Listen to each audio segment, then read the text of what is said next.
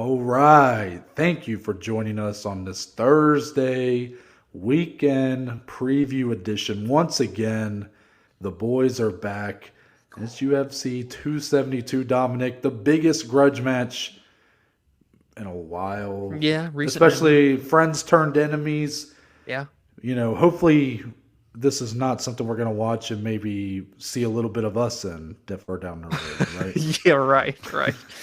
But on this episode, it is all UFC 272 essentially. I mean, that is the bread and butter. But it has been a busy fight week, people. It seems like, I mean, dare I say, for as big of a fight as we're about to get and a big of a card, it feels like a lot of the attention is elsewhere. And Yeah, I it's mean, I been put on the can't back burner. I can't blame people. We're gonna talk about it here in a minute about Cain Velasquez, and then we're gonna get into that UFC 272, some Kayla Harrison updates, Sam Alvey updates, what everybody's been waiting for, Yeah. and more UFC 272. So really strap in, buckle up. Yeah, exactly, Dominic. You're like a flight attendant, showing them how to use Yes. their. Yes. But before we just jump right in, I'm going to talk to my co-host, the one in the mustard yellow shirt, That's right. Dominic Salee. How are you feeling on this Thursday? Actually, Dominic, your shirt kind of reminds me of the canvas of UFC 200. Ah, yeah, it does kind of look like that, huh? I'm juiced. I'm energized. No, we have a huge card. We've got a lot of news. And really, I'm just gonna say it now, people, for those that are complaining about the card, I'm not with it. I'm not liking the bitching. I'm not liking the complaining. I'm going to have a lot of fun watching this card. We obviously have a huge rivalry in the main event, but great undercard fights on the main card, on the prelims. Lots of fun for the betting aspect when we have our betting show tomorrow on Friday. So it's going to be a fun day to sit here in the studio with my friend Noah. It's going to be great. How are you feeling heading into UFC 272? Well, I feel like I'm running on fumes right now. Work is kind of killing me, but it does give me a little more excited for the evening. When I get off work, that I'm like, okay, I got this. I got my podcasting to do, so I'm excited Oh, yeah. about that. And honestly, I might be a little more peeved if I had been seeing a lot of this, what you're talking about, a lot of the animosity towards this card, but I'm not really seeing it. And Yeah. maybe I'm just not looking.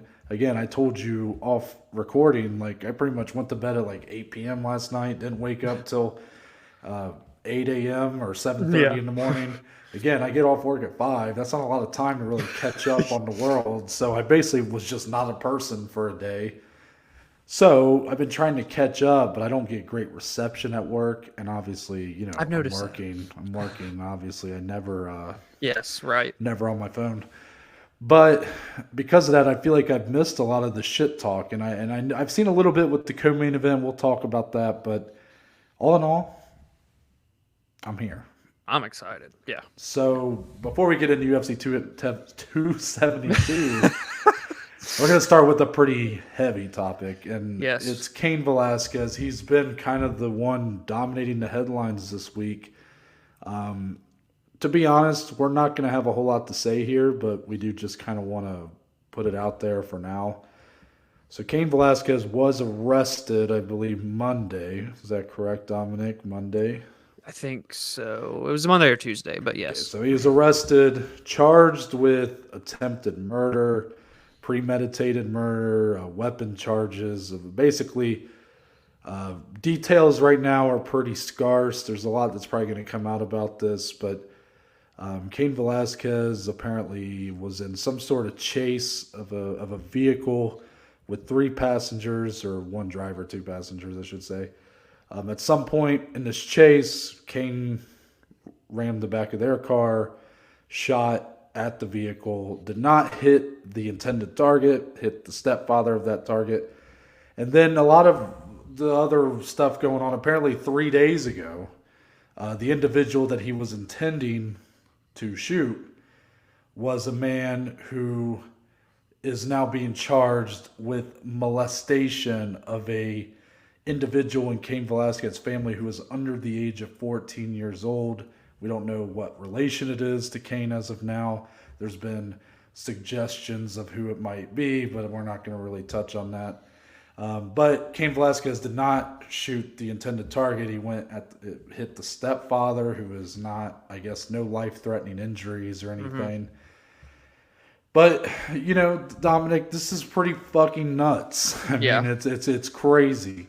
Like this is like the kind of stories that you only hear once every 5-6 years. You never see this kind of stuff. I mean, this is on the level of Aaron Hernandez, of like OJ Simpson. I mean, obviously a lot different in terms of what was contained in there, but for a vigilante hit essentially gone wrong, I mean, this is absolutely insane, and I can't help but feel nothing but sadness for this whole situation.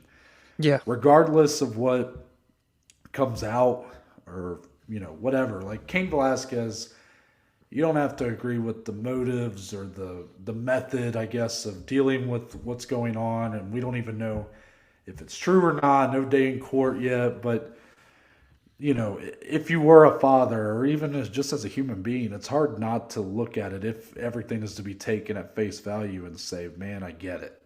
Right. Man, I'm not saying that they would do it too, but you can't help. It's hard to look at the situation and think that Cain Velasquez is like a bad guy.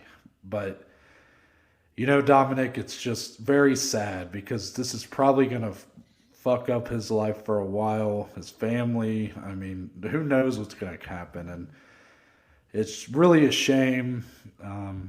But I guess that's just the dark side of the moon sometimes. It's not a pretty life sometimes. But any thoughts before we get into the fight talk? I'm in agreement with you. It's super sad. It's a somber moment, a somber week for just the MMA community. Always a guy that's been beloved, a legend of the fight game. He's done pro wrestling. He's won titles everywhere. And like you said, you can just only imagine, assuming all of this is from what we've been seeing at face value true, how he was feeling and what's going on with just all sides of the spectrum. It's very ugly. It's very dark. It's just it's hard to kind of grasp your head around, especially when things like this don't happen often, especially within the MMA community, the MMA world. So again, whatever sort of positive can come out of this situation, you obviously would hope for, and hopefully just in the end, justice will prevail, for whichever side. But it's just ugly, man. It's super sad. Yeah, I couldn't have said it any better myself. We'll move on from that. Obviously, there might be more to come. I don't know. Hopefully anything in the future is more positive on that. And like you said, hopefully justice will be served. But really, Dominic, you guys are here for the fight talk. So we're going to move on to the main event of this Saturday's card. Friends turned enemies, Dominic. Oh my. Colby Covington versus Jorge Masvidal. A grudge match multiple years in the making at this point. Some have even said that this fight feels a little too late. Yeah. Are you one of the people in that camp? And if, whether you are or you're not, how much do you subscribe to this being a legitimate feud and not some sort of backroom handshake? We're going to act like we hate each other, but really we're still boys. What are your thoughts on all that? I actually think it's the perfect time. I mean, both guys are coming off losses to Kamaru Usman. They fought him twice for titles. They've lost both times. Both guys are kind of, in la la land, I guess. Yeah, purgatory, because Colby is like the clear-cut second best right now in the world, but he can't go fight for a belt again. Who is he going to fight?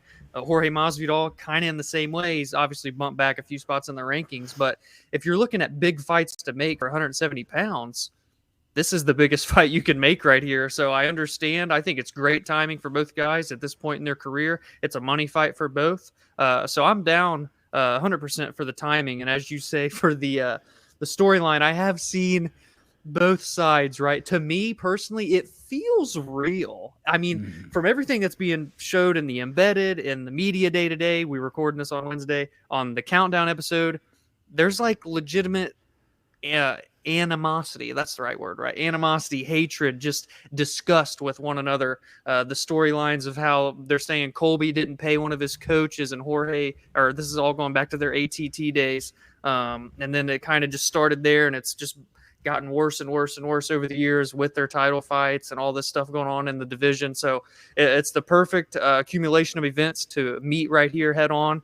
Here at UFC 272. And again, to me, it feels real. I can see where people are saying, oh, it's just a little business room. They're in the back, shaking hands like Noah said. But I'm going to go on the side of, I think it's pretty legit, Noah. What about you? Well, let me just say that as far as like too little too late goes, I don't really believe that. I mean, and you're kind of right. It does kind of feel like a perfect timing because both guys have been beaten twice by the champions. So it's kind of like, well, I don't have really a fight for a belt coming up. So let me fight that guy that I legitimately hate. So, exactly. It's the biggest fight that you can do right now in the UFC that doesn't involve like a Conor McGregor or a Nate Diaz or maybe Dustin Poirier at this point. I mean, Jorge Masvidal is at that level of those two guys I said before him. Not necessarily a Conor guy, but I mean, you know what I mean. Like, he is basically raised himself to that level. Yeah. Yes. Obviously, with the 2019 that he had. Now, since then, it's been a little more bumpy. He's had 2 fights in 2 years, both title fights against Kamaru Usman, and both losses. Once was the one he took on like a week notice, and it like almost raised his star value even more. Yeah. You saw the obviously the pay-per-view buys for UFC 251 were massive. And then it was a pretty lackluster main event, and Usman pretty much dominated the fight as kind of expected. Then they did an immediate rematch in 2021, and everybody kind of wondered, why is Masvidal getting this rematch? And, there was talk that maybe it would be different with the full training camp and whatnot. And then Usman knocked him out with probably my favorite knockout of that year. Brutal. So it's been a little bumpy since 2019 when he really rose to be the star. Yeah. Colby Covington, on the other hand, I don't think people necessarily put him on the same pedestal that they would put, like, star value-wise as a Masvidal or a Nate or a Poirier. But he's really kind of there. I mean, honestly. And, I mean, a lot of people don't like the shtick, They don't like the character that he portrays. I don't know how much of it's a character, how much of it's a real, Yeah. I don't know. I mean, I like to think that part of it's, like, kind of fabricated for the, cameras or whatever, but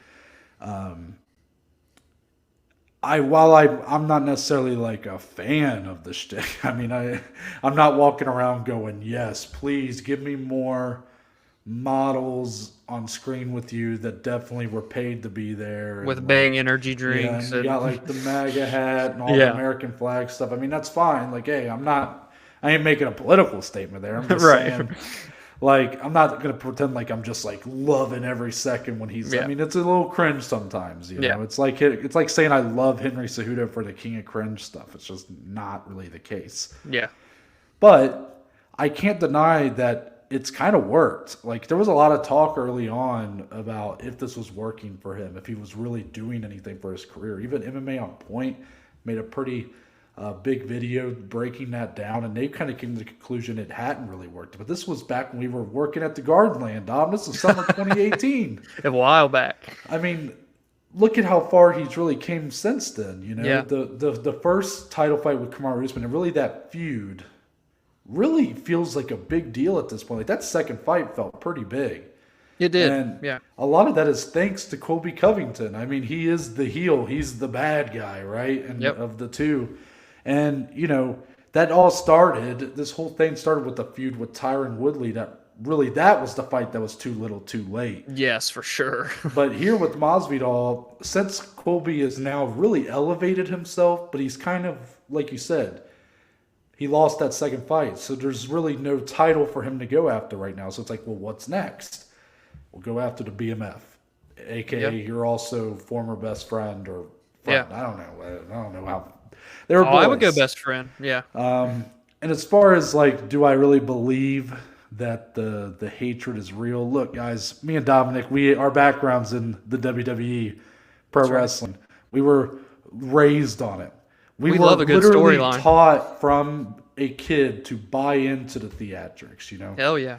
Like, WWE is mostly scripted and fake and whatever you want to call it, but it felt real to us. Damn it.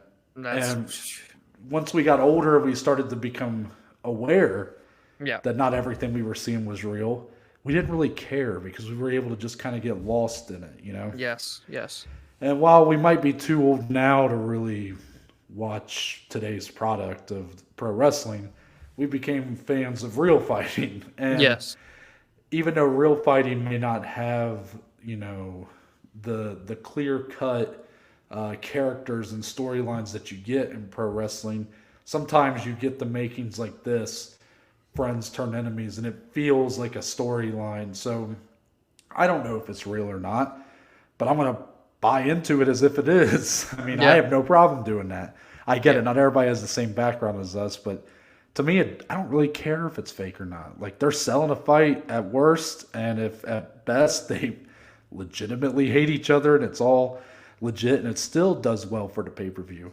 Yes. Look, I can't help but be invested in this fight and in these two guys who, you know, to see a friendship devolve, like when you watch these videos breaking down what really happened. I mean, it's a bit of a somber tale, and you know, both guys are so adamant and vehement.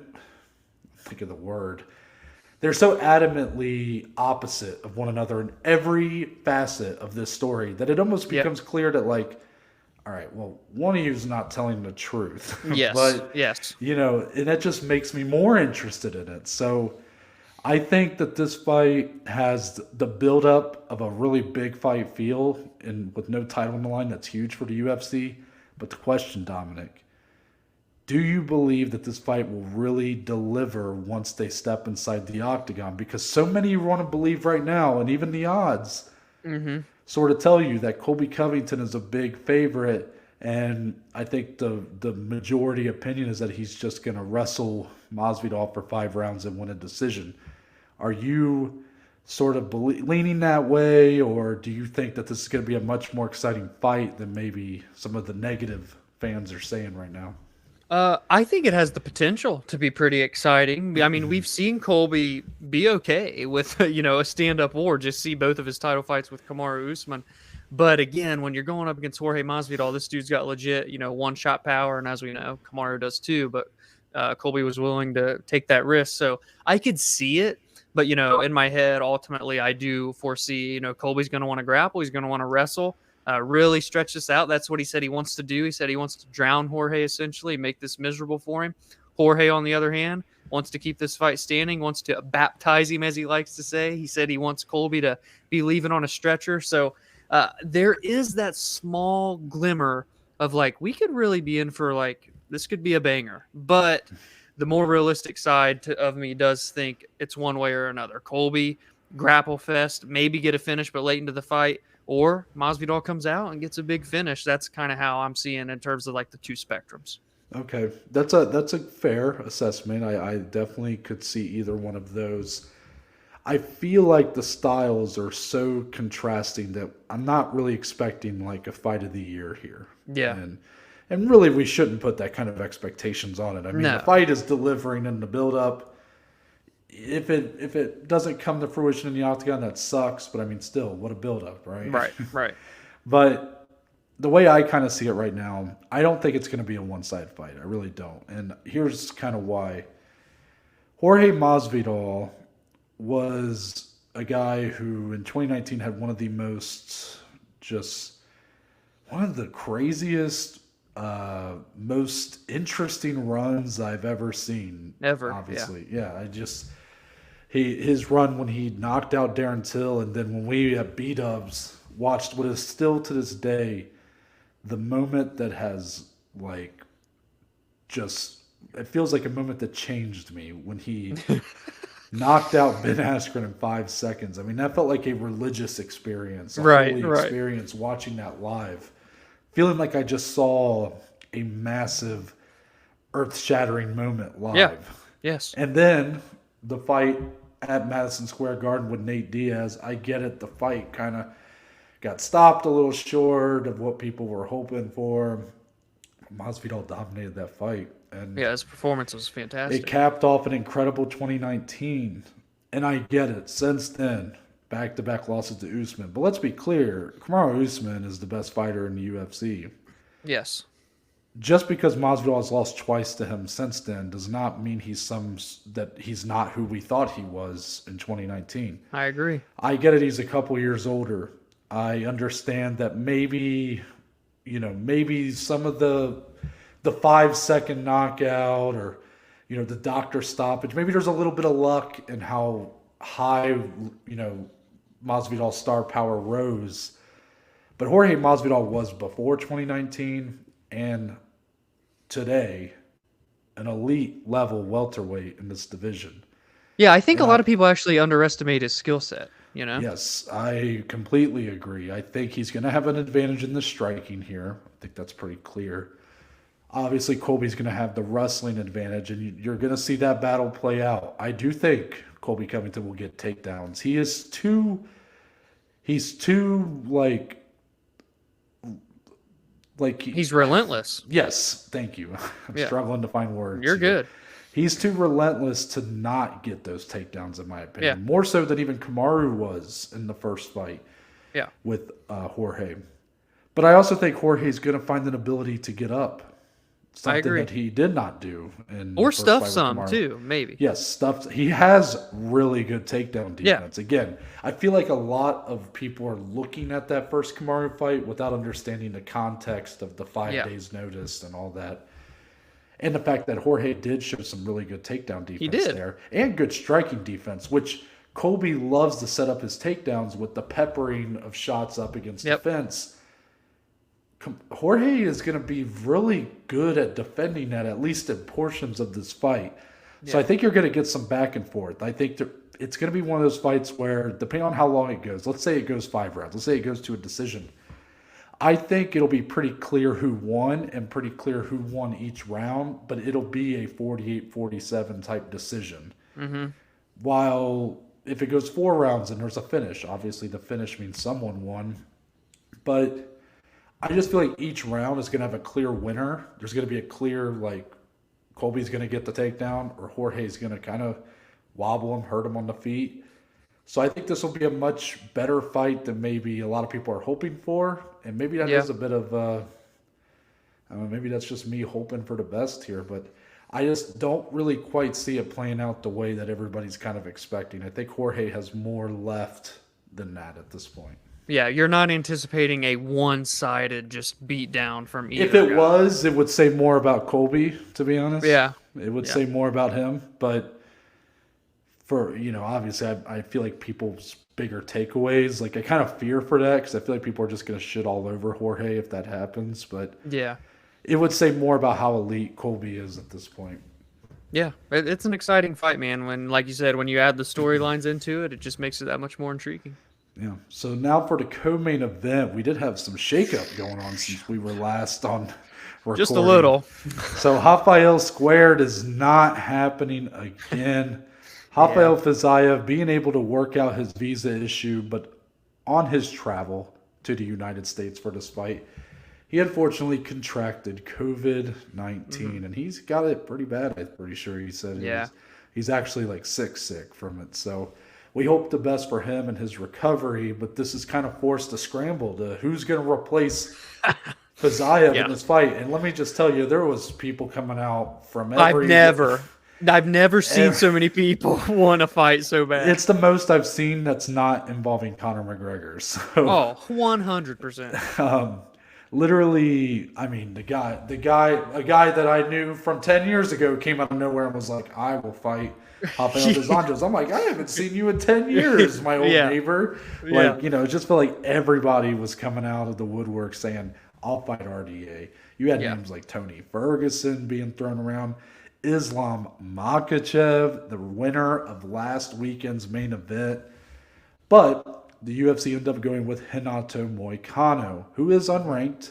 But Dominic, despite the discrepancy in terms of ranking here, explain to the people why Renato Moicano should not be overlooked, even on 5 days' notice at 160 pounds, 5 rounds. Tell people why he shouldn't be overlooked in this matchup. Yeah, guys, I get it, right? I mean, don't get it twisted. I wanted Islam too. I thought that fight was huge. I thought it was a huge star-making. We'll talk about that here in a minute. But this fight is a badass fight. I really like the way these two match up with one another. It's definitely a tough draw for Moicano, as I already said. He literally, for those that don't know, traveled, just got back to Brazil. It was like a 14-hour flight. Yep. Literally picks up the phone and sees that Fizayev's out. He says, I'll jump in. He just landed in Vegas today after 19 more hours of travel on Wednesday as we're talking. Had to cut 20 pounds. It's 5-round fight. Wow, this guy's got big kahunas, right? Yeah. But he's well-rounded. He's good everywhere. Great jiu-jitsu. He's shown an ever-improving skill set on the feet throughout his UFC career. He's always had a very tough strength of schedule when he was a featherweight. Now he's up at lightweight. He's coming off of a great win less than a month ago, by the way, at UFC 271. It was Noah's biggest standout of the entire show, ladies and gentlemen. That's true. So while it is a tough fight, it's a tough draw with all these crazy circumstances, there's upset potential here. And if Moicano can win this, not only the biggest win of his career, but so many eyes, being that this is going to be a pretty big pay-per-view in a co-main event slot against the number 6 guy in the world, a former champion in RDA, I am personally ecstatic for this fight, if I'm being honest. Yes, out of all the options that were being thrown out, again, I mentioned Tony Ferguson, Islam Makhachev, these people, Paul Felder brought. Yeah. This was the one, Renato Moicano, that I felt was the most realistic and was also the one outside of, I guess, a potential Islam fight that I was most excited for. And I'm sure a lot of people would call me crazy for not getting more excited about Paul Felder or Tony Ferguson, but like Paul Felder, we literally saw that same situation play out with the same guy. Yeah. I didn't need to see it again because it was a great fight, but like RDA pretty much dominated. Like I didn't need to see it again. Yeah. I'm saying, like, if it was the one that got booked, I wouldn't be upset, but I'm saying over Renato Moicano. Right. That's what we're evaluating here. Tony Ferguson seems like a great, that probably is a great fight, but I rather, Tony at this point in his career, I don't want to see him taking fights on short notice. I don't really want to see him on 5 days notice. He's struggling to win on full camps right now. Yeah. And struggling to really look good on full camps right now. He needs as much time as he can get, I believe, right now. Renato Moicano, I even said this at our recap for UFC 271. I said, he's almost got me to believe in him again, but I've been here before with Moicano, where it's like right when you start to buy in and say he's a guy worth keeping an eye on, worth investing in, he kind of will fall short. Yep. Well, this is a big moment for him, but it's not the same. A loss here doesn't throw him into the gutter. He's still a guy that I'm like, that performance was really good against Hernandez. He also has fought Fiziev. I believe that was his debut at 155 pounds, actually. Yeah, tough draw. You're right. Really is. And in that fight, the biggest, I guess, blemish on his skill set is his lack of striking defense. Well, RDA is probably the most consistent product the lightweight division has. Yep. Another guy that's just a buzzsaw, good everywhere, really can win a fight in any capacity, any fashion. That's why I think this is going to be a lot of fun. But I have a hard time seeing Moicano get the win. But I could really foresee him making a great showing of himself. And again, kind of like how we said for Bobby Green last week, even though he wasn't able to quite do it, a great showing that could maybe propel him into like a bigger matchup. Perhaps win or lose, him and Bobby Green should just go fight on full camps next. I don't know. Oh, shit. Yeah, good point. Yeah. So I'm just throwing it out there. But let's talk about the whole Islam Makhachev thing and how, Islam Makhachev tweeted out that he would take the fight when it was announced that Fiziev dropped out. He said, let's do it, 170 pounds, we have unfinished business. RDA came back and said like 165 pounds of the division that you guys started, talking about Habib's promotion in UFC. Then it was announced that, I don't know if it was Okamoto that tweeted out that RDA had signed to do the Islam fight. Yeah, at 170. Yeah, and that Islam was yet to sign. Yeah. And then out of nowhere, it was Renato Moicano. So I understand whether you're a hardcore or casual fan, whatever. I understand getting disappointed when you think you're going to get Islam Makhachev and then you get Renato Moicano. Renato Moicano is great. Islam Makhachev might be the next lightweight champion. So Yeah. it's reasonable to be disappointed by the fact that, and especially for the quick turnaround, I mean, that'd be a pretty nutty concept. Oh, it'd be insane. Yeah. I also feel like Islam just shouldn't have tweeted at all. And I don't know if Yeah. he's the one that actually tweeted this. I know a lot of people say Yeah. his manager, Ali Abdelaziz, sort of controls all his fighter social media. I don't know. Yeah. I don't know. Maybe he did. But it would be pretty dumb to do because now people are going to act like Islam ducked this fight. And, Yeah. you know, and Dana even confirmed as such that he didn't accept this fight. He doesn't know why. He said he thought it was a done deal and then he didn't take it. Yeah. But let me be clear on how I stand on this. He shouldn't take it. And I'm not saying that because I think he would lose that fight. I'm just saying why take the risk when, as of now, you're the rightful next contender. Now, I know there's a lot of talk. There's a lot of stuff going on the Twitters, on the Facebooks, on the YouTubes that might lead you to believe that Dana White's going to give Conor McGregor the title fight when he comes back. We've talked about this literally On Monday. Yeah. So we won't dwell on it too much, but I think it's all a lot of noise right now. I think right now it's very much Oliveira Gaethje are going to fight, and I think Islam is just there. Yes, and, I agree.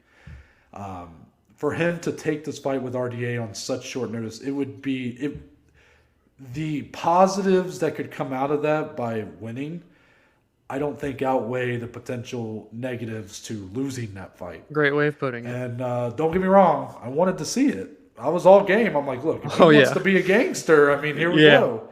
Yeah.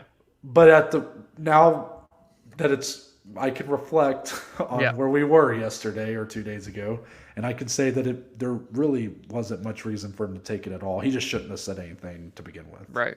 Yeah, I agree, and I loved your kind of thoughts on it in the DMs, how you put it here. At the end of the day, it would have been great, but we're getting this, and I think honestly, if you're looking at kind of comparing how this fight could play out compared to RDA versus Islam, I think this one has the makings to be a lot more fun, a lot more exciting, more X's and O's than what that one would have had, if I'm being honest. And you have potential for a guy to really have a feel-good moment here and explode into title contention when he's been looked at as a guy that, he'll win a couple, but then he'll lose a few, as Noah said. Right. This is, Moicano's chance. And the hardcore fans, I think, know how good he is. So this is a big opportunity here. I respect the shit out of him for even doing this. I mean, you want to talk about gangster. This is crazy, all of the stuff that he's going to have to do. And it's not even done yet. He still has to cut weight and everything. So I think this fight has a lot of potential to be really fun and have some very big takeaways as well. Yeah, a lot of credit that needs to be given here. Give him his flowers or whatever you want to call it to Renato Moicano. I will just say on the other side for RDA, if he wins this, Dominic, I mean, it almost feels like he's like one away from a title shot in his own right. So who's to say that him versus Islam still doesn't happen here in the near future, Yeah, very true. RDA, he won the title. He lost it. He ventured to 170. Didn't do great. Now he's back at 155. He looked good against Paul Felder. So you're right. He could very well be, win this one and then have one more and be right back there for a potential title shot again. So there is still a lot on the line, regardless of who would have stepped in. But again, I love what we ended up getting here in the co-main event. Yeah, one more headline to go over for this card, the feature bout. Not enough people talking about this one, but it's hard. I get it. You got that huge main event. You had all this talk with the co-main, and you got the Cain Velasquez stuff and the Dana White interviews that are making all the buzz. But what's kind of getting slept on here, falling through the cracks of all this coverage this week, is Edson Barboza versus Bryce Mitchell at featherweight. This is a fight that I am so perplexed by. It's very my curiosity. Yes, yes, it has my curiosity for sure, and I love the matchmaking. I'll say that. Yeah. Edson Barboza, I'm kind of surprised he slipped down to 10 here. I mean, we were talking about him. He was in his main event in August going up against Giga Chikadze in a fight that we thought if Barboza won, he would kind of be in the spot Chikadze found himself in come January, where it felt like he was one away or people were hoping he would step in when Max Holloway fell out of the title fight. That could have been Barboza, in my opinion, if he had won that fight. He didn't, but he still has this. I mean, we've kind of gotten past the point of just admiring what this guy is doing at featherweight, considering we didn't think that this run would go very well when his lightweight run kind of came to an end. Yeah. But he really is still fighting at a very high level, and he is the biggest challenge that young Bryce Mitchell is going to have ever faced in his career after Saturday night. I don't know what that's going to say, because, again, a lot's going to be answered about Bryce Mitchell here. Please key in on this fight for Bryce Mitchell, because if Mitchell dominates this fight, that's going to tell you a lot about what his outlook is. And also, if Edson Barboza perhaps adds another one to the highlight reel, that's going to also say a lot about maybe Bryce Mitchell needing to pump the brakes a little bit, Dominic. I'm curious, do you feel similar about these two at this point? I do. I love this fight. I mean, you want to talk about striker versus grappler, but this is the definition of it if you look it up. I mean, we're looking at Edson, who has 13 knockouts with 1 submission. Bryce Mitchell's never even had a knockout, but he's got 9 subs. So complete opposite spectrums here. Barboza, one of the most dangerous strikers we've ever seen in the UFC. He has knockouts in every which way that you can imagine. Bryce Mitchell, one of 2 or 3 people that have ever gotten a twister submission in the UFC. So both guys have been a part of some historical moments. And here we are. And no, it can't be said enough. You already mentioned it. I'm going to say it again. Mitchell's biggest test to date by far. You know, because he faced Andre Fili in his last fight. He looked great. He showed a little bit of improvement in his striking offense. Defense wasn't incredible. And then he obviously has the grappling to fall back on. This is just a huge step above, not to mention he's coming into this fight having not fought since October of 2020. No, we haven't seen Bryce Mitchell in quite some time, but for Barboza, he just keeps fighting ever since he came to 145. So a lot of X's and O's here, a lot of storylines. It is under the radar, but not for us, man. This is a fun fight. It's a big fight, and it really is one where I don't know what's going to happen, if I'm being honest. It's hard to talk about it because if we want it, we can just say over and over again how excited we are. Yeah. Because again, I love both these guys and how entertaining they are, and their fight styles are very fun to watch. But there's so much unknown about when these two meet, what's going to happen. You know, is Barboza, even though he's an elite striker and such a highlight reel at times, you know, is age going to get the better of him? Is he not going to be able to withstand the level changes of Bryce Mitchell, who has a great ground game, great submissions, but also is completely untested against this type of striker? I actually would argue his fight with Fili, he did show good striking defense. It was a fun fight. Andre Fili, again, not the level of Edson Barboza, and that's kind of where the argument stops. It's like, okay, I'm giving him credit for how he fought in that fight, striking offense, striking defense, but none of it really tells me he's ready for Edson Barboza on the feet. I mean, that's just what I'm saying there. So it feels like both guys have a clear route to victory. Both guys could clearly get a highlight reel finish, or I could see this fight going to a decision. I almost bet on this fight to go to a decision, but again, I'm so not sure of how these two are going to look, how these two are going to fight one another, that I'm avoiding it. That's just where I'm at this point. Yeah, very exciting. More to come on UFC 272, but Dominic, we got some fight announcements to get into, but it does kind of start with UFC 272 because we lost the fight on this card. Jessica Ai out of her scheduled bout with Manon Fiorot. However, for Manon Fiorot, she did quickly get a new fight, actually a more highly ranked opponent than Jessica Ai. She now, as the number 13 ranked women's flyweight, will take on the number 4 ranked Jennifer Maia on March 26th. That's UFC Columbus. Thank you very much. Now, my question, Dominic, take away the fact that we get to see this fight live, and we would have gotten to see the Jessica Ai fight on pay-per-view. Yeah. Do you like this fight more for Manon, not just because it's a higher ranked opponent? Do you think it's a better fight versus the Jessica Ai one? Yes to both. It checks both boxes for me. Jennifer Maia, obviously known for her grappling and jiu-jitsu, but she's not afraid to stand up. She's just big, she's strong and she's powerful. Gritty. She's a dog. Yeah, that's a great way to put it. And for Fiorot, So technical, has that karate background. Not many karate stylists that we've seen like for female MMA in the UFC. So very different, from a different cloth, if you will. And it's just a bigger opportunity. She's going up against, obviously Jessica Ai is a former title challenger, but I don't hold Jessica Ai in the same kind of status as I do Jennifer Maia. Jennifer Maia really did test Valentina, at least for a round. So she's shown vulnerability to the champ. So this is a much bigger fight. She can catapult closer to a title, Fiorot, if she wins this fight. So I think it's just it all worked out in her benefit, if I'm being honest, because I can still see her winning this fight too. She's very, very good, and this is only going to be her 4th fight in the UFC, and you're already fighting number 4 in the division. I think it says a lot about what the UFC believes in her as well. I completely agree, and we're going to move on to the next one. I mean, kind of surprising when this fight gets announced and not that many people are talking about it. That shows you what kind of week it's been for the UFC. Gilbert Burns and Khamzat Chimaev, the long rumored and planned bout between the two is finally going to take place. It looks like. I don't remember where this confirmation came from, but it was Dana in one of his interviews. Yeah, that's right. Yeah. So that's why I put it on here. April 9th.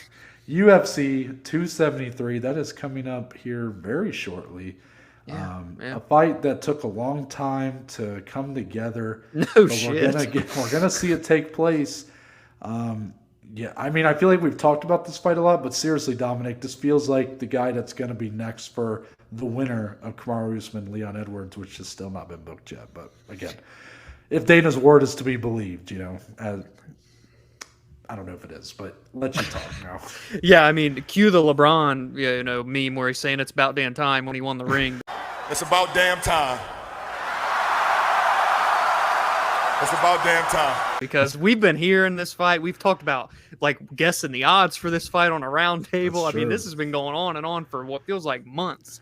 But it's finally going to happen next month. It's crazy. April's already next month. But it's a great fight, and it's the fight to make. You called it way before I feel like a lot of people did that. This was the one you wanted. Gilbert, I got you. Khamzat is ready to be tested amongst title contenders. I don't care what anybody says. I think actually 99% of the community would agree with that statement anyway. And for Gilbert, first off, balls on this guy for even accepting this fight when he does not need to do this whatsoever. But it's kind of like the biggest fight he can have. You know what I mean? Like, if you beat Chimaev, who is a star in the making, you're right there. You're going to build yourself. You're going to hold your spot in title contention, because that'll be a second in a row if he wins, because he dominated Wonderboy Thompson not too long ago. So I love everything about this fight. I think it is Khamzat's toughest test to date, and truthfully, might be Gilbert Burns' toughest test to date too, even though he's fought Kamaru Usman. So I love this fight. I'm assuming... Or no, there's 2 title fights on that card too in April. So this is actually a sick-ass fight card, but I love everything about it. No, you won't hear me complain one bit. Yeah, the whole reason why I was so interested in this fight right away, it's the same reason why I wasn't against Khamzat fighting Leon Edwards, if you remember, back at the tail end of 2020 and the beginning of 2021. Even though now it feels more warranted because Khamzat has since beat a ranked opponent in Li Jingliang and is now in the top 15. Because Gilbert Burns at this point, sure, if he were to beat the loser of Usman, Leon Edwards, or fights the winner or loser of this Colby Covington, Jorge Masvidal fight at some point, or we have the Vicente Luque's fighting and Bilal Muhammad. Muhammad. If he were to get one of those winners or losers in the next few months, maybe that's enough to put him right back in line for a title shot. But what the problem with Gilbert Burns kind of has right now is, yes, he could just keep winning and make himself undeniable, especially if I'm talking about if Kamaru Usman kind of stays champion. Things change if there's a new champion. If Leon Edwards wins, things change. But if Kamaru Usman, who is still as of today the best fighter in the world, so I have no reason to believe he will not remain the champion, I think that Burns needs something more than just, another win to convince the champion that he's due for a rematch. Colby Covington got that rematch, and Jorge Masvidal got that rematch for reasons not just in the fact that, I mean, Colby Covington, in my opinion, was deserving of it, even though I know a lot of people felt Leon should have been in that spot. But I thought Colby was still proven to be the best welterweight in the world. Their first fight was so close that, like, you felt like they could run it back. He dominated Tyron Woodley, who, yes, I get how people feel about Tyron Woodley, but former champion, still elite level fighter. Jorge Masvidal more for the financial pay-per-view side. And again, you had that caveat of like, well, how would that fight go if there was a full camp, you know, blah, blah, blah. Right now, if you're Gilbert Burns, you don't have anything like that. Like, yes, you had a really good round against the champion, but then you kind of got dominated the rest of the way. Yep. Kamaru made great adjustments and really took it to him in rounds 2 and 3. A win over Khamzat Chimaev, who is probably the biggest hype job that the UFC has had since Conor McGregor. Yep. Would be the thing that says, hey, he's ready for a rematch. 100%. So to me, it's a no-brainer. This is why I thought Leon Edwards should take that fight back then, because Khamzat's hype was huge. Probably the same level it is right now at the end of 2020. All before he got sick. Yeah, even though he hadn't got the win over a top 15 opponent, he just felt like he was coming. Yes. So I get why it looked lopsided, but I thought for Leon that was a huge fight to really boost his stock and his name. And for Gilbert Burns, this is going to do the same thing. But it's easier said than done because he's going up against Khamzat Chimaev, who I still think might be the next champion. So it's an amazing fight. And on that card, it's already got 2 title fights on it. I mean, come on. 2 great title fights. I mean, Volkanovski, Korean Zombie, and Jan versus Aljo, too. I mean, it's going to be a great night. Yes. On from there, the Lord giveth, and then he taketh away. We got a fight added to March 26th. A fight gets removed. Michelle Waterson versus Amanda Ribas has been moved to May 7th, UFC 274. Dominic, you pretty bummed? Or Hey, you know, I was bummed. I'm a huge fan of both, but especially Amanda Ribas. I know it might not have been like the craziest fight, but I was looking forward to it. It would have been fun. Sure. But again, we did get that other fight added, so I'm okay with it. And this one didn't get bumped back too far, so I still think that's the fight to make. It's been scheduled a long time ago. Here we are again. But yeah, it gets moved. No big deal. We still got 15 fights as of now, knock on wood, for March 26th. I'm pretty sure Dominic told me that Ribas versus Waterson should have been the main event of UFC. Okay, now he's just, listen, co-main event. Anyway, finally, the women's flyweight title will be on the line come UFC 275. This is the card that we had just talked about because Glover Teixeira versus Yuri Prohaska has now been moved. I don't know if the UFC have came out and said that. Maybe they did. But Glover confirmed it last week because he was there for the fights. But now this is your co-main event of UFC 275. Valentina Shevchenko, the now women's pound-for-pound number 1. Rightfully will look to defend her title against Taylor Santos. So Dominic, Taylor Santos, you know, the question has now become, look, I know what we just saw, Amanda Nunes, Juliana Pena, so I'm going to hold my, you know, I'm not going to do what I did to Lauren Murphy. Where I said that she has no chance or whatever I said, you know, and it wasn't exactly on her side, let's say. But for Taylor Santos, you know, just how much of a threat does she actually bring for the champion Valentina? Yeah, first off, can I just say, anytime Valentina gets booked, I get so giddy and excited. She just, I don't know, she has something on me. I love watching her fight, and here she is again. Taylor Santos, we've talked about her, I feel like, a lot on this show. We give her the respect that she rightfully deserves. She is well-rounded. She's good everywhere, but it's Valentina Shevchenko at the end of the day, so does she pose a threat to Valentina? When Valentina has been there and done that against any type of stylistic fighter you can name, you'd probably say no. So as much as it is the rightful person to get the title shot, we kind of had that thing where I was like, maybe not. But then you said, yeah, and I'm shocked you didn't say it. And I'm like, yeah, no, you're right. I agree with you. We had that back in the day. So I am glad that she's getting this opportunity, even though she's number 5. Forget the number. She's riding hot right now compared to the rest of the division. So it makes sense. Tall order, biggest test of her life.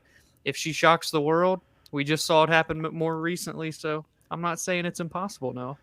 I'm actually going to say she does propose a threat to something. propose. Let us know what's the right one. I believe she does have a threat to, yeah, there you go. to the champion Valentina. And, it's hard to say that because, like you just said, Valentina Shevchenko is so battle-tested, so proven. But again, you have I keep now even more than before. I'm looking at this whole Amanda Nunes thing, and it's just her losing to Juliana Pena in the fashion she did. I don't expect Valentina Shevchenko to really have whatever happened there. I'm not saying she can't lose. Actually, I think Taylor Santos is a much more credible opponent. There it is, than a Lauren Murphy or. Have everybody basically. I mean, I think she's on the level of Jessica Andrade, and I know how that fight went. Yeah. But I thought Andrade was at least going in. I thought this is a higher level opponent than Valentina usually faces. Yes, that's how we feel about Taylor. Yes, even though she's ranked number 5, I think she's clearly the outside of her and Andrade are basically number 2 right now in my eyes. So if for nothing else, I feel like Santos at least is going to, present some sort of a threat, a grappling threat maybe. You saw Valentina get controlled for a round. That's what everybody loves to talk about against Jennifer Maia. But besides that, didn't do much for her. But I think Taylor Santos could be the one, but we'll pump the brakes on going too far for now. We'll see how I feel come June, right? Yeah. Oh, and real quick, just for what it's worth, rumored right now that event to be in Singapore. So a little something different for the UFC. We'll see if that comes to fruition. But ONE FC, they're coming for it. Yeah, right. Before we get back into the fight talk for UFC 272, we have some news stories that we missed. Just some smaller stories here. Still pretty big, some of them. Yeah, of course. Just stuff that probably won't have the same level of attention and talk that the big things we just talked about were. PFL, Dominic, has reportedly matched Bellator's offer for Kayla Harrison, and even went as far, this is from Ariel Helwani's, to say she is expected to sign in the coming days. Are you kind of happy this is about to be all over, or are you still a little bit disappointed that Bellator is not going to be the move? Well, Noah, is it though is my question, because yes, this came out, and it was a big deal. But then within the hour, Kayla's tweeting about how frustrated she is, and she still seemed very up in the air about what she wants to do. She's tweeting Chris Cyborg, even putting the @ in the tweet and telling her to come to ATT and all that shit. But I don't know. I'm not going to believe anything until I see an announcement that says she signed with somewhere. For all I know, she's going to sign with Invicta or some shit. I don't know what's going to happen. But I think this is big that the PFL is willing to... They want to do whatever it takes to keep Kayla because she is the face of their company. We've talked about it time and time again. They re-signed with ESPN. You have to think that Kayla was a big part in ESPN wanting to keep the PFL on their programming. So at the end of the day, I'm not going to be surprised if the PFL gets her. I think it is disappointing to a certain extent if Bellator... I'm not even really going to discuss the UFC. It seems like it's clearly PFL Bellator. So it's upsetting a bit that Bellator would not get her. We might not get to see the potential Kayla versus Chris Cyborg fight. I feel like that's a huge opportunity for both. But at the end of the day, she has to do what makes the most sense for her. She's made it clear that finances is what she prioritizes most now with the 2 children and whatnot. So at the end of the day, whatever's best for Kayla is what I'm here to support. But it just... if she goes to PFL, there's going to be a part of me that's like, damn, what could have been, in Bellator. See, Dominic just gave a really thoughtful answer to that, and my answer is going to be, let's get ready for Julia Budd. So yeah, that's probably what it is. That's the biggest fight we have coming up now for Kayla Harrison, and that's it. It's fine. It's still her biggest test, technically. I guess. Yeah, it's her life, it's her decision, but it's disappointing, I guess, but who knows? Hey, Chris Cyborg's contract is apparently going to be up this summer, so she could come to PFL and try and get one more belt. She could go to the PFL. Wouldn't that be nuts? Talk about a switch. If we got that fight and it was in the PFL, what the fuck? Wasn't on my PFL BJ would be card. just so laughing at everybody too, you know. I mean, and then maybe you did see the Kat Zingano fight fell out, the fight that she had just gotten booked in. So Yeah. maybe Wonder Kat why. Zingano is going to get that Chris Cyborg fight now. I So, guarantee that's what happens. yeah. But more to come on that. Our Dominic- ongoing conspiracy Yeah. continues on. Following that, Sam Alvey, he That's was right. making headlines. Momentarily, he was. He announced on his YouTube channel, and I did not verify to see if this is true, that Sam Alvey has a YouTube channel, but apparently he does. Yeah. He announced on there that the UFC informed him that they will let him fight out the final fight of his contract. Dominic, while you never want to see someone you never hope that someone gets released or anything, is it a little... Does it feel like the UFC are giving him a fight when he is less deserving at this point due to the caliber of fighter he is than guys that are getting cut? That's the Oh, question. yes. I don't know. Very. That was a word vomit question, but No, I mean, you're saying essentially there are guys that we see get cut from the UFC. or even not given contracts on the contender series. Does it feel like that Sam Alvey's going to get that final fight at someone else's expense? He's taking up a roster spot that could go to someone else. Yes, very much so, considering he has now tied BJ Penn for the biggest losing streak, I think, in UFC Which history. is crazy because I remember looking at that Yeah. BJ Penn streak and almost being sick. I was like, why are they letting him fight this much? Yeah, So I think it's 8 losses in a row. Sam Alvey matching that? That's crazy. Yeah, so look, Smiling Sam, great guy, always fun to see during fight week, but at the end of the day, this fight shouldn't be happening. Who knows what type of matchup they're even going to do for it, but it is the last fight on his contract, so I guess that means win or lose.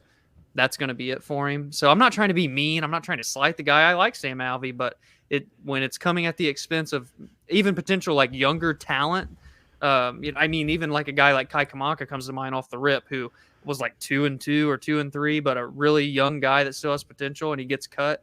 It's things like that make this a little bit bothersome to me. Deep cut right there going for Kai Kamaka. I like it. We both like Kai Kamaka. Yeah, he's a Bellator now. Yeah. Yeah, Sam Alvey. He's kind of it's obvious that the UFC like him. That's what he's a company guy. He's in that camp of Andrei Arlovsky's, of some of these other guys who are older fighters. Donald Cerrone, Joe Lozon, Jim Millers. The difference is that a lot of those guys, not necessarily Donald Cerrone at this point, But they're winning. a lot of those guys are winning some of these fights. He's just not. But I almost respect the UFC for being allowing him to fight out the contract, but then I don't know. It's hard. Everybody it feels like if you have anything nice to say about the UFC or Dana or the people just get so mad at you. So it's I know. is it really worth for me to put that out there and people yell at me I know. over Sam Alvey? I mean, he's going to get a fight that he's probably going to lose, and that's going to be it. And we're going to forget about it within, literally The after we're hour. done talking about it, we'll forget about it. So Yeah. who really cares? But I do, it feels like there might be a deeper point to if I had more energy or more to give right now, more left in my head, I might have a rant for you here or something, but I just don't have it today. I just don't. I'm fine with that. Last one. The opening odds, Dominic, were released for a potential Islam Makhachev versus Charles Oliveira fight. And as of today, I don't know if it's as of today, but as of the beginning of the week. 2 days ago. Yeah. Yeah. Those odds had Islam as a minus 400 favorite. Tell me this is blasphemous and the disrespect being shown to the champion right now. Yeah, I'm fucking sick of it. No, listen, Islam Makhachev is phenomenal. I get it. He's He amazing. might win. He might win. Very much so. 4-1 against Charles Oliveira. What does it take for Charles Oliveira to get some Has Charles respect? Oliveira, I think he's been he was an underdog against Chandler, I'm pretty sure. Yep. He was an underdog against Dustin Poirier as the champion. I'm Yep. pretty sure, I don't know if as of now he's still an underdog against Gaethje, but he was at least when the odds were first released. Yep. I mean, It's ridiculous. guys, come on. I'm okay. I understand if Islam's minus 150, even like a minus 200. Really? I do get it because Islam is that good. Oh man, I think anything more in favor of Islam than a pick'em is blasphemous at this point. Really? Now I understand Islam is dominant, and again, Yeah. he might win that fight, but this Charles Oliveira is doing great things before our eyes. Yes. You know, maybe it is a bit like, you know, when Stipe fought Ngannou the first time. You know, is it a bit like that where it's just people are so, you know, like when Khamzat fights Kamaru Usman, is Khamzat going to be a favorite? Ooh. You know what I mean? Like, probably not, but like, it's, so I kind of get it in the sense of like people really like Islam, really believe in his talent, and only one loss in his career. He's really backed it up almost every step of the way. And the way he's dominating people, I mean, again, I wouldn't blame anybody for saying I'm taking Islam in that fight. But man, it's like, I just feel like there's a lot of disrespect to the champion right now who has got a title defense, who's fighting the best guys in the division and winning. I don't know. Maybe you're right. Maybe I'm just too much up Oliveira's ass. I don't know. I get it, man. I get it. It is, at the end of the day, he's still getting disrespected. We're talking about the champion who's won 10 fights in a row. What, 9 of them via finish? I mean, come on, guys. It's just, we get it. We like Islam, but just put some respect on Oliveira's name, please. Now to the rest. Oh, yeah. A lot more for UFC 272, and it starts right where we left off on the main card. Kevin Holland is back. He's made the drop to welterweight. He comes in as he's still ranked number 14 at middleweight, but this is at 170 pounds. And he gets an interesting matchup with Alex Oliveira, the other cowboy, as you may know him. Yeah. I was surprised when this matchup got put together. I understand Kevin Holland's had his struggles ever since he had that triumphant 2020, and 2021 wasn't his year, just put it that way. Yeah. But Alex Oliveira has had a lot of struggles on his own. So coming in here and really from when this fight got announced, I think it's a tough fight for Alex Oliveira. I think Kevin Holland is so explosive on the feet, has a lot of range and reach. The fact that he's going down in weight is interesting. He never really filled out at 185 pounds. So I don't think the weight cut to 170 is going to be a problem. And he's just going to be the bigger guy in there. And I just think he's going to, God, here it goes again. Proposes a lot of threats to Alex Oliveira, who maybe is just past his best days at this point. Yeah, I agree. I think Ariel said today, again, this is Wednesday, he was already at like 180, so only 10 pounds to go. He's just not a big guy. But for 170, he's 6'3", has an 81-inch reach. Like, I think this is his weight class. So I'm very excited to see Kevin. We called for it a while ago, and I'm really curious to see how he'll look. I think it is going to be his weight class. It is and it isn't weird matchmaking to me. I think at least by giving him Oliveira, you're giving him a guy that's been there and done that. Kind of, good everywhere, or at least a threat everywhere. I know he's not been great. He's lost like 6 of his last 8. He's lost 3 in a row, but he's still a tough fight. So I think it's an opportunity for Kevin to show what he'll look like moving forward at 170. So I think we could be in for a big kind of statement for him to really say, I'm here, and moving forward, let's get some bigger fights. So I'm intrigued to see how this one plays out. I don't know. Maybe you seem to think this fight might be a little bit closer, but like for me, when I'm saying weird matchmaking, it's one of those matchups that's I'm going to call it a showcase matchup where two guys are put together specifically so one guy can have a showcase. And Kevin Holland, in my opinion, even if he's going down to welterweight, if he's the number 14 ranked middleweight in the world, let's say he's 15, 16, 17 ranked welterweight right now, that's a lot higher than probably Alex Oliveira would be. So Alex Oliveira, in terms of the competitiveness of this fight, it feels very skewed to Kevin Holland. Not saying Alex Oliveira can't come out here and show us something. I mean, Kevin Holland does feel like he kind of has something to prove here. Mm-hmm. But this feels like quite a matchup where, like, almost like when you're going for a spike, like someone set like a setup for Kevin Holland right here. Yeah. He just has to finish it off. Yeah. following that on the prelims, a really fun fight that needs to get more attention. Yes. Jalen Turner, the tarantula. He's the guy that brings a real tarantula to most of his weigh-ins. Oh yeah, I wonder that's how much. true. I wonder how much that adds to his weight. By the way, like, what if he was like 155 or 156, and then that tarantula is like a pound, and he's just like, oh shit. That's what are we fucking talking? 8-legged freaks? Anybody ever seen that movie? That's a big tarantula. Is it? Is 1 pound a lot for a tarantula? If there's a 1 pound spider, my ass is booking it the other direction. Really? I don't Well, know. okay. Does anybody know? Okay, wait. Okay, yeah. That seems you're like right. a lot. I'm saying like for a tarantula. terrified. Tarantulas are like big in general. They are big spiders. But yeah, they're furry. probably not a pound. You know that. Yeah, he does hold it in his hand when he weighs in. But it's probably not a pound. Like, you're right. Once you said compared to like regular spiders, I'm like, oh yeah, that shit isn't a pound. Anybody else is getting like itchy thinking about spiders? Anyways, he's fighting the Aussie, I believe. He Yes. comes from Australia. Jamie Malarkey, as the words of Joe Biden. So, Dominic, give the thoughts on this matchup. I know you have some notes for some of these fights. Anything that we should be on the lookout for either one of these two? Fireworks. I love this fight. I think this is a really good Well fight. said. Yeah, I bet that's written. I bet that's written there too. Fireworks in my notes. I mean, you got two guys that are riding momentum after rocky starts, because Jalen Turner came in from the Contender Series and kind of wavered. He lost a couple, like 2 out of 3, but he's won 3 in a row. I think all of them are via finish because all 11 of his wins are via finish. And for Jamie Malarkey, started 0-2, but now he's won 2 in a row. Both guys really tough schedules thus far through their early UFC career.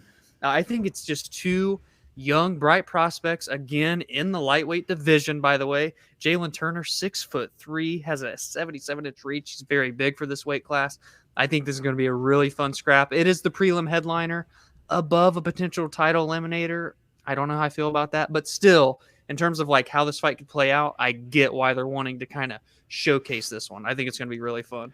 Yeah, two guys that aren't getting the attention that they probably should at this point because I've been wrong about them before. I mean, I really thought Kamaworthy was going to bounce back against Malarkey, and then in Jalen Turner against Uros Medic, I really thought Uros. I still think highly of Uros, but Jalen Turner, man, is really improved and is now using his reach to his advantage, and I mean that's always big for him. It's a fight of two guys that I'm finally on board with. So it's kind of a shame that one of them has because one of them, yeah. Following that, we get an interesting fight that may determine a number 1 contender, Dominic, while we wait for Rose Namajunas to potentially get her next title defense announced against Carla Esparza, as we assume. I hope. Marina Rodriguez, who's had a great run, very under the radar run over the last year, takes on the woman that Carla Esparza beat in emphatic fashion to potentially earn that title fight when it happens, Yan Xiaonan. So Dominic, getting a potential number 1 contender fight on the prelims here, I mean, I feel like that kind of says this fight is being overlooked. Yeah, I mean, I don't know how you feel about this, but I just think they deserve kind of like a main card slot. Like, I mean, let's be clear, like Greg Hardy versus Sergey Spivak should be on the main card, but I feel like we're losing. I feel like every time I say Greg Hardy shouldn't be on a main card is like a breath that I'm going to wish I have at the end of my life. So it's like, why even say it? That's a good analogy, Noah. But I like this fight. Marina Rodriguez on a tear. She went 3-0 in 2021. Looked great every step of the way. I mean, none of the fights were even close. She looked so good. Yan Xiaonan, however you want to say it. Started her UFC career 6-0, but then she got dominated by Carla Esparza. However, Carla Esparza also kind of did the same thing to Marina Rodriguez. I think that was... I always get confused because Marina had 2 draws and then 1 loss. I think Carla was the loss. Carla was the loss, I'm pretty sure. Yeah, that's what I think. And then she has 2 draws. She has a weird kind of run to start a UFC career. This one, no grappling, 100% going to be on the feet. So you have the much more kind of short, stocky, Xiaonan versus Marina Rodriguez, who's one of the best Muay Thai practitioners there is in women's mixed martial arts right now. So good at utilizing her range, so good in the clinch. I personally feel Rodriguez just has way more weapons. to kind of get this fight done, pick her shots. But, Yan Xiaonan looking to prove herself as well, get back in there. I like this fight, man. It's a great fight. Now, I do admit that I feel like it's one of those fights where I'm actually catching myself going in, feeling like I'm underestimating Zhounan Yan. I know I said Yan Xiaonan. I think Zhounan Yan, I believe is how we're supposed to say it. I feel like I'm overlooking her in this matchup because she did get beat pretty badly by Carla Esparza. But before that, she felt like she was kind of the next one up. Yeah. But Marina Rodriguez, man, I was so impressed by her run this whole year. I mean, luckily, since we do this show, I've really had to watch a lot of the fights that she's had that maybe if I didn't have a podcast, maybe I wouldn't watch those fight nights, where she's headlining with Mackenzie Dern or Michelle Watterson. But since I've watched them, she looks great. She's good, man. And I just really like her potential I know it's been a weird run, and I still want to see her defend the takedown. Mackenzie Dern was a weird fight where she kind of did, but Mackenzie Dern just really had a bad fight. I mean, let's just call it spade a spade. But overall, Marina Rodriguez was literally on my list for Women's Fighter of the Year last year. I believe she was one of our nominees. Yep. I think with the win, she clearly is next up, or even, dare I say, maybe on the same level of Carla Esparza for a title shot, but Carla having a win over her would kind of negate that. But for Zhounan Yan, a big bounce-back opportunity. And really with the win over Marina, that might be enough, considering how highly I think of Marina, to say that she could get the next fight after Carla, honestly. Yeah, very true. Very true. After that, Dominic, Umar Nurmagomedov, the cousin, nephew? Something like that. He's in the Khabib Nurmagomedov family. Unlike Saeed. Right, from Bellator. No. Saeed in UFC too? Yeah, he had sorry.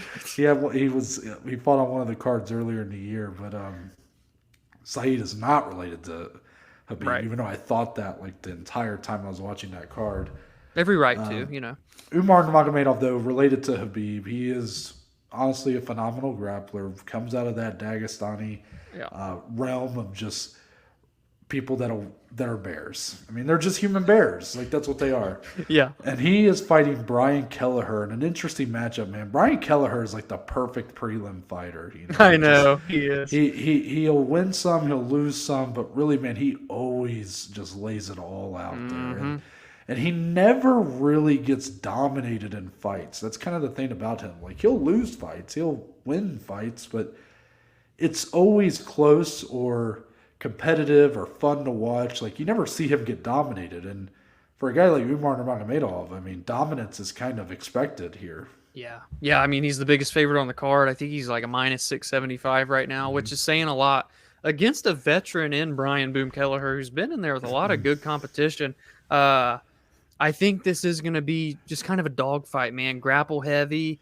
We're going to get to really see Nurmagomedov be tested, with his biggest opponent to date. He's only 1-0 in the UFC, so it's definitely a test, but one I think he will pass. But Brian Kelleher can still make some noise. It's not like a stroll in the park for Umar, but one that if he does win, and especially convincingly, I think it says a lot about his potential. I feel like for Umar, if his last name was anything else, I'm not sure that the odds would be this skewed. I think there's a lot of expectations that we're starting to see that come with the last name Nurmagomedov. And yes, he looked phenomenal in his debut. He's undefeated, I believe, as a pro. But I think the fact that in your second pro fight you get Brian Kelleher, I mean, it's a tougher fight than those odds would tell you, but it's a necessary test that he needs to pass here at this point in his career. Very much, yeah. And finally, men's flyweights being slept on here. Number 13 versus number 15, Tim Elliott. Just a guy that's just a dog. Always, yeah, man. That guy, again, almost what I just said about Brian Kelleher, I would say about Tim Elliott. Like, a guy who, again, he gave Demetrius Johnson one of the toughest fights of Johnson's I'll never forget it. Entire defense history. Yeah. That was a fight that he earned by winning the Ultimate Fighter. That was his debut in the UFC, was fighting Demetrius Johnson for the title. And he gave him a really good run for his money. You said you remember. I'll let you talk about that momentarily. He's going up against Tahir Ulanbekov, who is another. He's a guy that I think a lot of people haven't come to know because his fights haven't been the most exciting.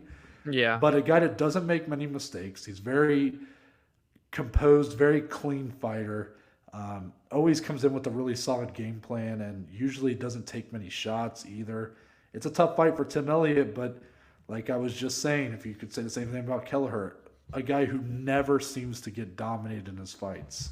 Yeah, it's very much like Kelleher versus Nurmagomedov. It really is, except, we do have rankings on the line. We have, potential top 10 opponents next on the line here. Tim Elliott, been there and done that. Like you said, I always remember being in our dorm in college, and it was right after the Ultimate Fighter finished. He got that opportunity against DJ and had his moments, man, where he was really close to winning. Didn't he have him in a rear naked choke or something? Had him in a couple submissions, if I remember correctly. He's a really good grappler, but a guy that's really improved his striking along the way too. He's been in the UFC in 2 stints. So he's just had a long run of things. So a lot of experience in his favor for this. But Ulanbekov is another guy that just looks like a lot of upside. So I'll be curious to see kind of how he arises to the occasion. One thing I can say about Tim Elliott that's different than Brian Kelleher is I feel like Tim Elliott's biggest issue is that he tends to fight up or down to kind of his expectations or his level of competition. And what I mean by that is here he's a pretty decent underdog. So history would tell us that Tim Elliott's going to really come out here and surprise us with how good he's going to look. Right. Meanwhile, when he's a big favorite against a short notice Brandon Royval, who, yes, I know is doing big things, he kind of got stomped by Royval. And that was one of the biggest newcomer performances of that year. It just, for me, goes to show that like Tim Elliott is consistency has always been kind of the issue for him. Again, like I said, huge underdog against Demetrius Johnson, nearly won the title at some points. I mean, it was crazy. So for him, he can be an elite flyweight. I really believe that. It's just putting the string of fights together has been the issue. A win streak together, as you can see that on his record book all day. Yeah, and a win over him does hold weight, at the end of the day. So yeah, I agree.